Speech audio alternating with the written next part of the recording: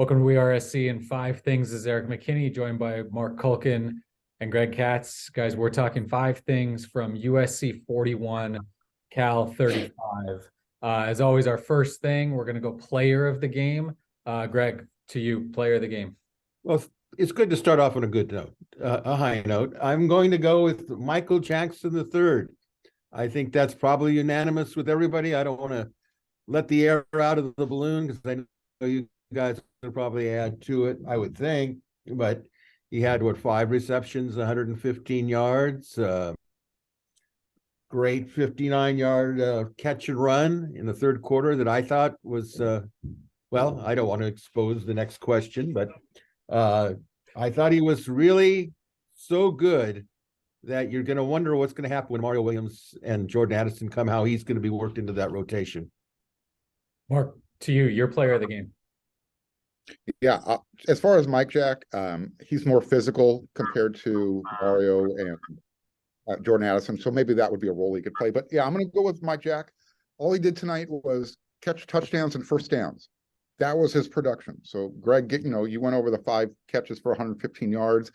I believe he led the team, all receivers on the game with 115 yards.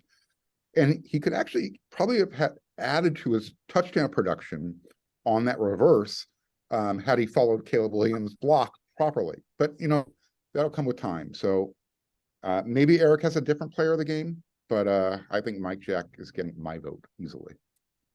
Yeah, I'm going to mention a couple and both from the USC offense. Caleb Williams sort of has a boring day and throws for 360 yards and 4 touchdowns and rushes for another time. I mean, five total touchdowns, 63% completion, and we're just kind of skipping over him in discussion of player of the game. That's kind of what he's made routine when he comes out. I'm also going to mention Mason Murphy. He starts at left tackle, plays the entire game there.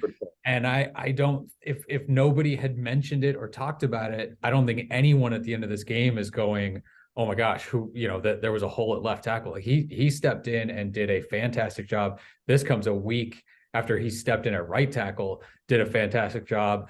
A lot of talk coming into the year about the offensive line and especially the depth. Mason Murphy has proven that they can go to a backup offensive lineman, offensive tackle, and Jonah Monheim's proven he can come into guard. So they've got options there, I think, and Mason Murphy really setting himself up, I think, looking at maybe if it's not games down the road this year, certainly seasons down the road in his time at USC. So a tip that kept him, and really the entire USC offensive line, I thought played well in this game. But again, if Mike Jack's the guy, certainly played well enough to earn that.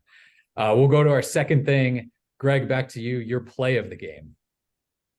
Well, I don't know him as intimately as Marc does. I can't call him Mike Jack, but he would be Michael Jackson III to me.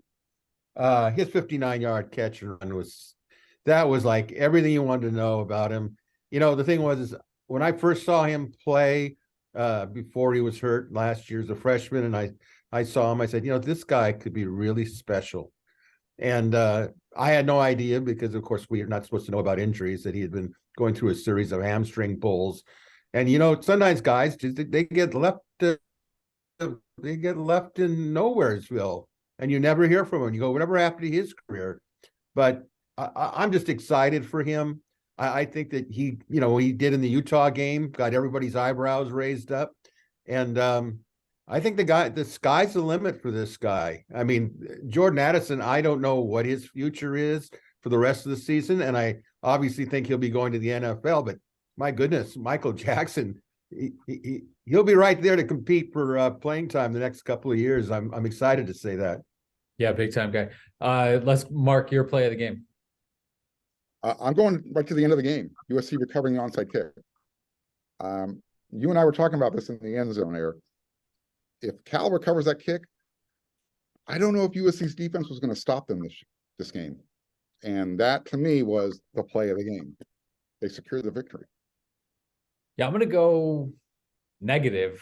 Also an onside kick. Those back-to-back plays where USC gives up the touchdown and then Cal comes out and hits the onside kick. it doesn't decide the game, right? USC gets the win, but boy, if you're looking for a takeaway from this game, those back-to-back plays, alarm bells kind of ringing. That's defense, that's special teams.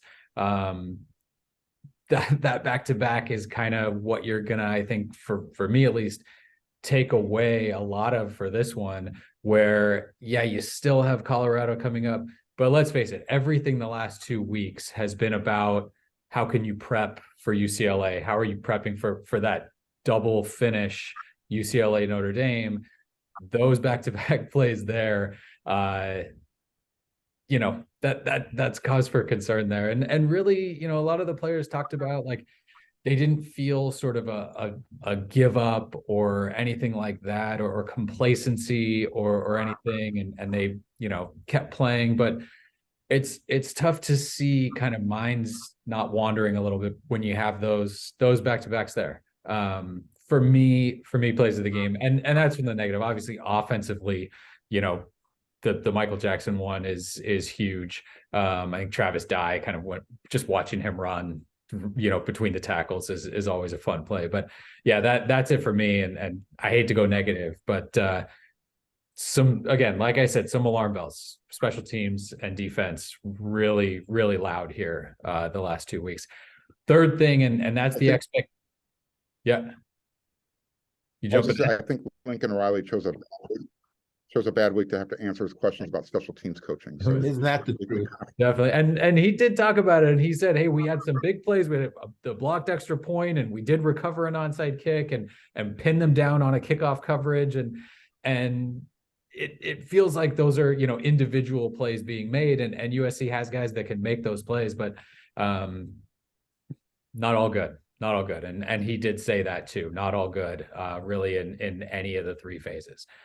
We'll go to our third thing, and that's the expectation you had coming into this one that was met. And Greg, back to you to lead that one off. Well, I'm going to turn a negative into a positive. I felt that fans would start to come out with this team. You know, if homecoming didn't bring it out at this point, I don't think Colorado was going to do it. And they did have 64,916, and it did look like there was pretty much close to that number here. Looking at the sidelines, looking at where there were empty seats, and the fans did get into it, and I think it was exciting. But I will say my expectation was not met in the way the team performed. To me, in the first half, not to barge into the huddle topics for next week, but honestly speaking, the first half offense, I didn't get that at all. It seemed like it's Caleb Williams running around until he finds somebody. Underuse of the running game by far, in my opinion. And then a light must have gone on in the second half, in the fourth quarter. Give the ball to Dye, who to me follows his blockers like you'd want to teach somebody how to do it. And the defense, I don't know what to do with them. I'll be honest with you. You know, they did have 3 sacks, but man, when I think about UCLA right now, I'm not overly excited for it to come tomorrow, but geez, it really has a lot of concern for me. And that was not met. Cal had one of the worst offenses in the Pac-12. And man, they made Cal look like they were one of the best offenses in the Pac-12 at times in that game. That's just my opinion. Yeah, Greg doing a 3-thing subset in the expectation met. Mark, your expectation that was met in this one. Yeah, I'll keep mine short so Greg can come out of the rabbit hole. They stopped the run. We knew that the key to what we thought was going to be the key to stopping Cal on offense was stopping the run. But you know, Cal had a surprise and they were able to pass the ball much better. So I thought USC would be able to stop the run. They were great against the run. Defensively, that's all they were great at tonight.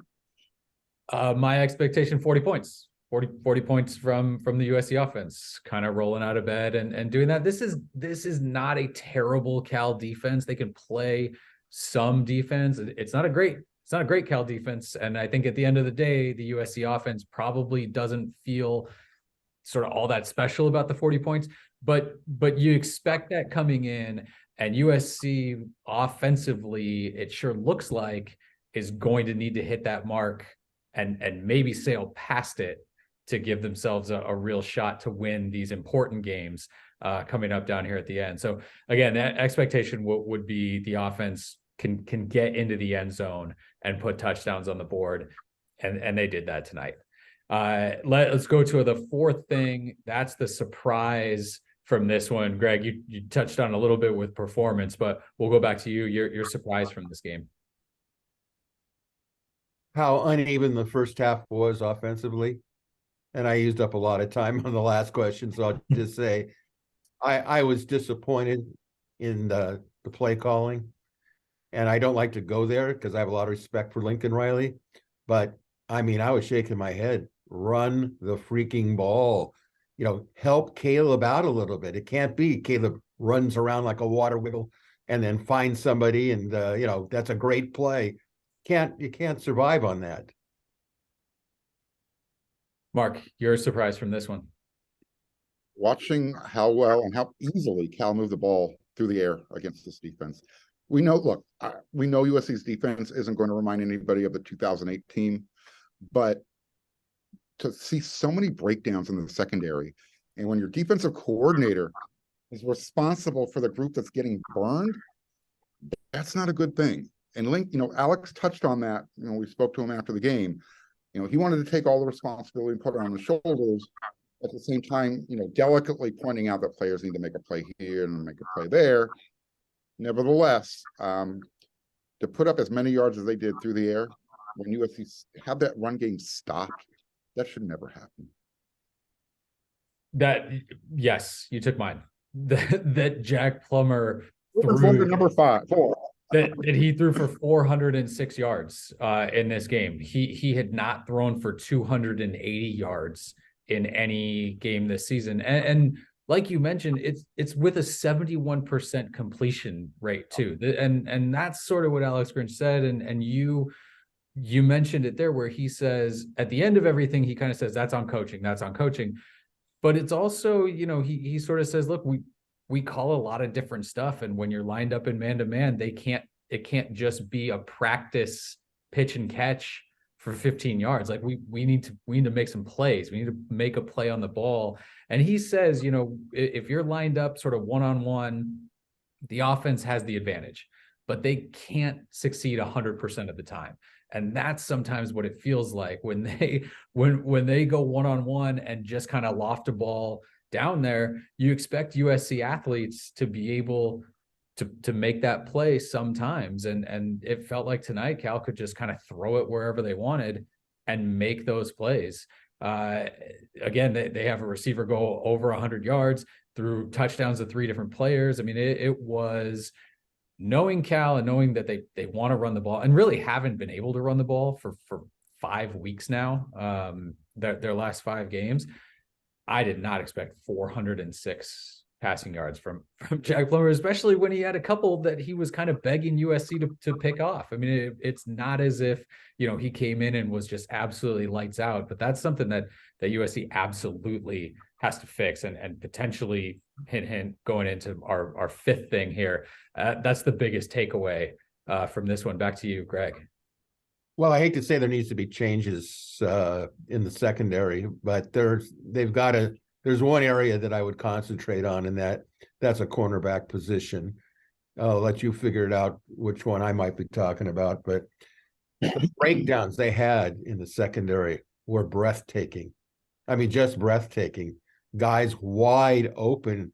You just go, what in the world is going on? Well, some of that stuff could be correctable on film because they'll say, here's what happened. You can bet someone else is going to do the same thing. But I think my takeaway is, and I don't know whether this is considered a takeaway. I'm pretty much convinced that right now the pecking order in the Pac-12 is Oregon, UCLA, and USC. And USC is going to have to really strap it up in the coming 2 weeks. Next week is a tune-up, Colorado. Okay, we do think that they probably should own that score. But against UCLA, man, they're going to have their work cut out for them. if they played like they did tonight. That's just my opinion. Yeah, Mark, your takeaway. Yeah, and this is just my take on the game, and I asked Coach Riley about it, and I asked Travis Dye each individually after the game. I'm getting a sense of complacency from this team because they get up a couple of touchdowns, and you kind of feel like they take their foot off the gas. Like they're already used to winning, and they haven't earned that right yet. So yeah, going down to Arizona, you kind of saw that. You come home after not playing here for basically a month, and you got a tune-up game, and you allow a team that is offensively deficient to score 35 points on you, and they probably could have had more. A better team would have scored more, in my opinion. I think you make a good point, Mark. I think what's interesting when you bring up what Lincoln Riley said about that was that it wasn't it's almost like he felt like the players, by getting up that much, had earned the right already to run away with the game and put this thing away in the third quarter. And then there was a frustration when they weren't. And I'll give him credit that he sees that and says, we need to get that addressed. You don't get to just coast away from college football teams, especially conference rival, in-state rivals. A lot of guys who played in LA and are coming back. You don't earn the right to coast away from them just by playing okay for a handful of drives between the second and third quarters. And so that to be something where, you're still kind of dealing with this. And let's face it, this is the first year where some of these guys are winning, wearing this uniform and playing together and doing all this stuff. It takes a little bit to learn sort of how to do that. Alex Grinch, I thought, had an interesting comment where he talks about, look, how much can we get done in 5 days? We've had 11 months to do a lot of this stuff and get all this stuff in. And so I think some of that is kind of, it's baked in, to what you're going to get, but you still have to try. You still have to try to make corrections. And my biggest takeaway from this one is, now that we've seen it sort of 2 games in a row, USC's ability to sort of play down to the level of its opponent, that was something that we hadn't really seen. They had been able to separate from programs earlier this year. They had been able to kind of, they blew out Rice, but even against, Arizona State and Washington State, like they kind of clamped down on those and went farther. It feels like that maybe the energy level or something is just kind of tapering out a little bit here in these last 2 games. And you hope it doesn't mirror with the season, where again, if you give UCLA and certainly seems like Notre Dame at this point, that sort of runway to take off on you, they absolutely will. So going to be fascinating to kind of see how that goes. But again, it's you can tell the frustration level, I think, with players and coaches not being able to put these things away. And a lot of them said, we're really close, we're really close, we're really close. I don't know. I'm glad they believe it, and I'm glad that they've still got the energy level, and they did all talk about, you'd rather do this after a win. You'd rather do this after a win, try to figure this stuff out, than after a loss, and they understand kind of what all the issues are. So we'll see. Again, kind of that final, like you mentioned, tune-up against Colorado. You hope at this point. They've got the short week coming up, and we'll see sort of what happens there. But I mentioned alarm bells. I think that's kind of what a lot of us are taking away from this, where lots to fix in the next little bit after 2 of 3 games that you thought would help them coast into those big finishes. And maybe these lock them in a little bit more for that end, but who knows? That's something that maybe we'll get an answer to next Friday night at the Coliseum against Colorado. So for Greg Katz, for Marc Kulkin, this is Erik McKinney. Thank you for watching WeAreSC and 5 things wrapping up USC's 41-35 win against Cal.